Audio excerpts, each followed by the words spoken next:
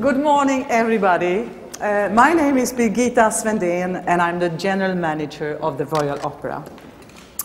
I would like to welcome you all to this press conference, and we are very much looking forward to tonight's extraordinary award ceremony. And we are also very, very happy to be the venue once again of the Birgit Nilsson Prize in 2011. But first of all now, I would like to introduce to you Professor Rutbert Reisch, who is the President of the Birgit Nilsson Foundation. Very, very welcome, Professor Reisch. Thank you very much, Birgitta. I want to thank you and the Royal Swedish Opera for providing this venue for the press conference with Maestro Muti, whom I welcome most cordially, and I'm most happy to see you here and look forward to our celebration tonight. The Birgit Nilsson Prize is the biggest prize in the history of classical music, and it is intended to pay tribute to those who have made an indelible mark on the history of music and the interpretation of music. The criteria for the prize are very stringent. I will spell them out tonight. But if you see at all the criteria, you will understand that this can only be people who have an exquisite and outstanding record of at least 2 decades or more of an unusually high standard of artistic achievement. That, of course, narrows the field of potential candidates, and that is also the reason why the jury very quickly and unanimously arrived at this year's laureate.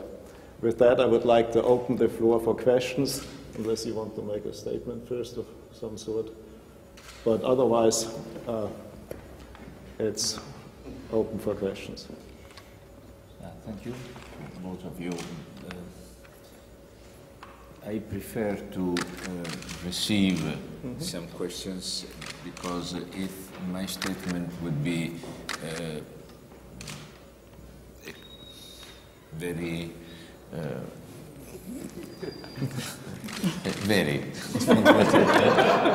because, you know, it's clear that I'm honored, I'm happy, and I admired about this prize, that I admired very much Birgit Nilsson, to the point that in 1970, as I said before to some of your colleagues, when I was music director in Florence, I took the train and I went to Rome just to hear Birgit Nilsson singing in concert form Leonore in Fidelio, conducted by Leonard Bernstein. So even if I was very young at that time, but was still already very busy, to take the train, and for a Neapolitan that you know, to move and to wake up in the morning very early to take the train was a sort of sacrifice that you do just for exceptional things, and I did for Birgit Nilsson, and I've not done for anybody else the rest of my long life and career. So this says everything about. So when I received the unexpected news of the prize, I was very touched and very moved. Not as many think from the amount of the money, because to be moved from the amount of money is something that is extremely vulgar. No? But so even if you are moved, you don't say it. But I was moved because it was in the name of a great, great artist that has given so much to the world of music in the 20th century, and to me personally, because I've learned a lot from her way of singing and making music, and her way of putting herself in front of the composer, and the fidelity to the intentions of the composer. How important is the Birgit Nilsson Prize, do you think? Like, this is only the second time it's been giving out. What is the importance of this prize? That's my first question. And the second question I have for Professor Reisch, when do you think you will award this prize again? Will it take 2 years or 1 year or when? Thanks. So a prize is important because means that, and in this case, considering the fact that is the name of Birgit Nilsson, and the prize was given by a jury of extremely distinguished people of the world of opera. It's important because you realize that maybe you have done something important in your life, and people around the world recognize this work that you have done as a musician. But I don't think that the prize, especially this prize, has not been given for the musical qualities or the quality of your interpretations. These are important, of course, but I think that has to do also with your commitment as a musician, socially speaking.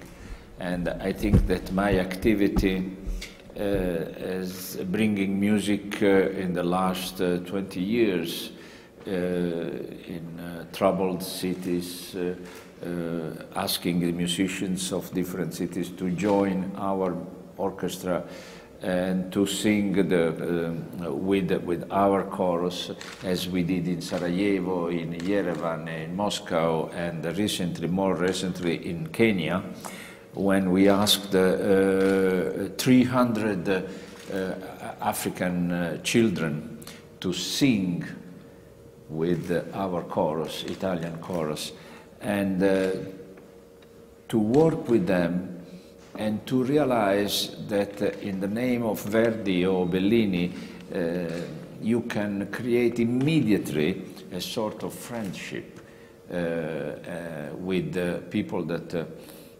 are very, very far away from you, culturally speaking, for many reasons, and the power of music. And you realize how music can be essentially in important communicating with people of other nations and other religion, other language. This is, I think, extremely important, and the fact that I believe that one of the reasons of the prize is my social commitment through music that makes you happy. It doesn't make you think, oh, I have received the prize, so I am better than all my colleagues. It's not a prize that makes you better, but the fact that an important jury has selected you makes you, gives a reason to all the sacrifice that you have done until today. I still believe that as a musician, I am an outsider to the world of music, because I'm a musician for reasons that I still don't know. There were doors opened in front of me that I didn't expect. You know, I was going in one direction and I found a door in another direction. So, but I always very well prepared. I studied music very, very, very seriously. In fact, I always say today that why all these young conductors that start to conduct too early, when they studied music seriously, because I studied first the violin, then the piano, and then I studied 10 years composition before starting to conduct. So this is a world that is disappearing. Everybody, because one thing is to be an interpreter on the podium, another thing is to beat very well time. No? Actually, when I received the prize in Musical America, last year, I explained that I can teach everybody, anybody, to conduct the Schubert Unfinished Symphony in 2 minutes. Because the Unfinished Symphony is made by 2 movements, approximately the same in 3, approximately the same tempo. So I told the policeman in Italy that if you start doing this,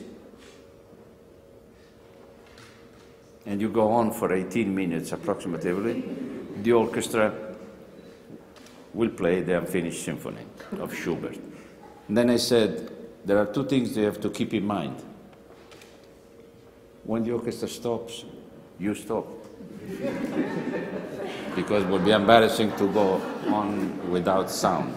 And the other thing is that if you have the idea that something is wrong, because every orchestra wants to save itself, so you can't stop in that moment, but something is wrong, be sure that the orchestra will adjust itself.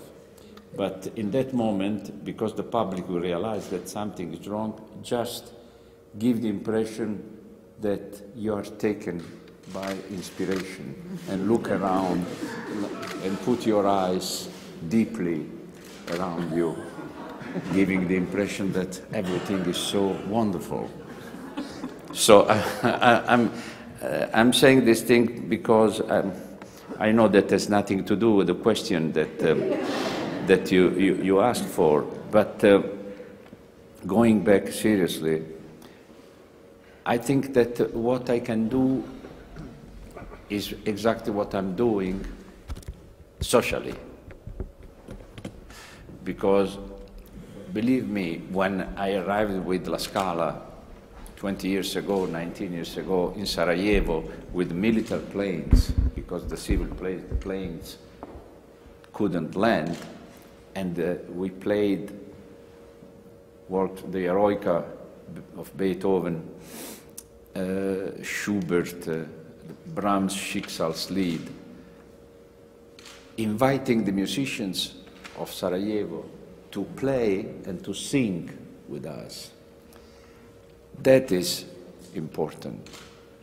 In front of 10,000 people, without house, with all the relatives killed, and people crying, because through music, as one famous writer from Sarajevo wrote, through music they found again dignity.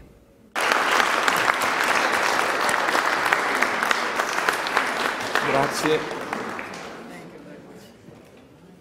Thank you.